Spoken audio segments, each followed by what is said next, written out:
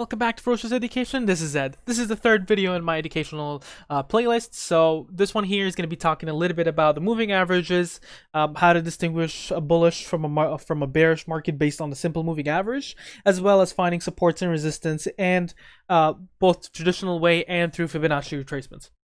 So going first through the 10 SMA.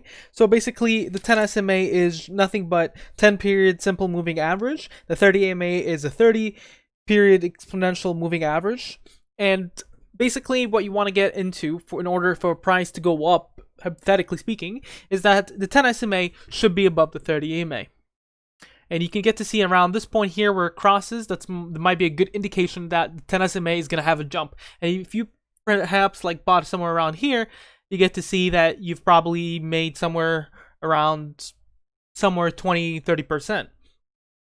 Now, when they cross, that's also a good sign, for instance, for a reversal. When a price is between those two, there's a chance for a reversal as well. Now, it's not shown here, but I can show you here in a second. But basically, 10 SMA above the 30 EMA shows an uptrend. If the 30 EMA is above the 10 SMA, that confirms or shows a downtrend. So let's try to take a quick look, for instance, into somewhere where a reversal is likely. This doesn't show up here. So basically, in between those two bands, it's called the trading action zone. And so you can see here there was a reversal that happened and went up from red to green. And that's where the trading action zone. Somewhere around here, for instance, as soon as it gets into it, it's usually a good time for reversals.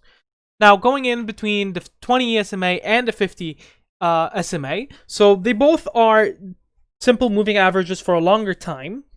And they both basically say the exact same information. However, one is more for a shorter time than the other. And so when they cross together, that's what they call a golden cross. So somewhere here, that's a golden cross. That's what you want to get into. So that means that the price is most likely going to jump. And you can get to see here, it almost jumps around 100%, or depending on the price you got on that day.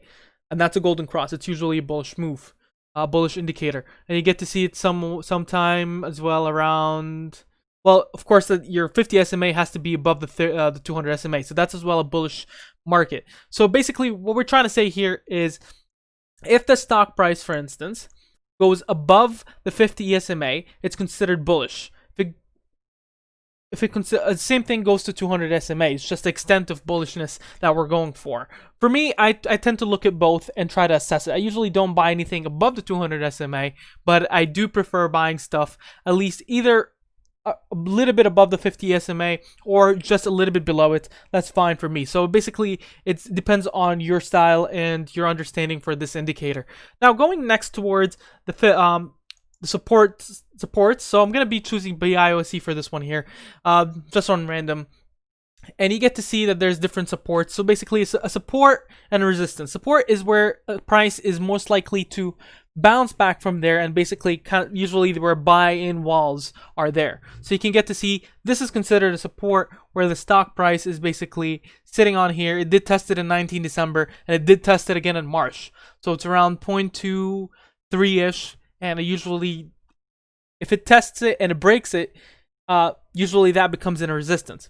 So the next support for this one here identified was 0.28, and you get to see that it's somewhere around here, and then it did test it here, and then it fell below it, and that support became resistance. So resistance is something above that it needs to break. A support is something below that it might break, and it oscillates around there until it breaks either a support or resistance.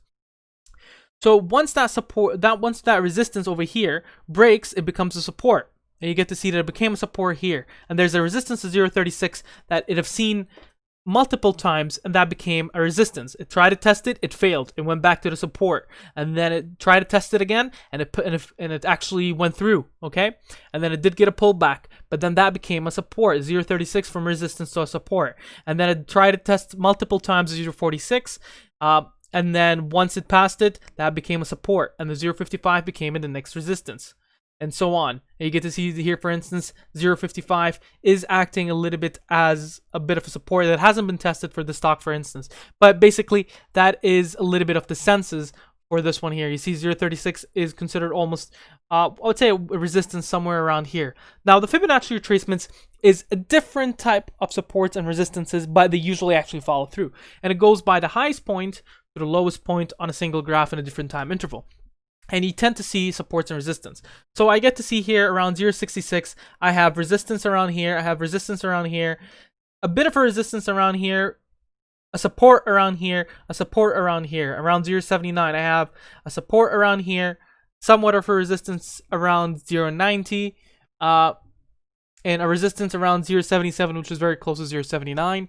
1.01, it seems that the price was dropping quickly, but it kind of stabilized there. 1.17, it seems like it was a resistance. So it's just a little bit of a lower accuracy, but it still works nicely.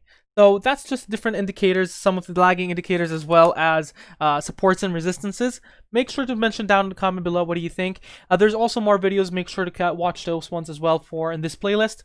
Have a wonderful day. Make sure you like, subscribe, and comment.